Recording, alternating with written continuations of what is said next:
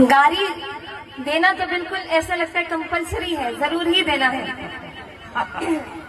तो जितने उत्तर प्रदेश के मेहमान यहाँ पर मंच पर बैठे हुए हैं उन सभी के लिए बोल रहे हैं, अरे ई बूढ़ा बाबा के पकल पकल दाढ़ी, ई बूढ़ा बाबा के पकल पकल दाढ़ी, अरे देखन में पातर, देखन में पातर, खाए भर थारी, बता द बबुआ लोगवा देत काहे गारी, बता द बबुआ लोगवा देत काहे गारी, बता द बबुआ।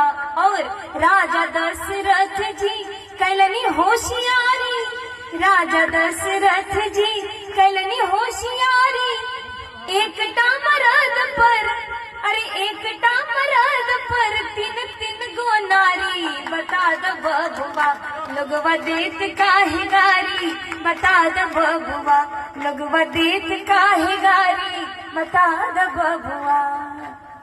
बहुत बहुत धन्यवाद। ये हम सभी मिथिला वासियों का आदर और सत्कार करने का तरीका है सारी यूपी वालों के लिए।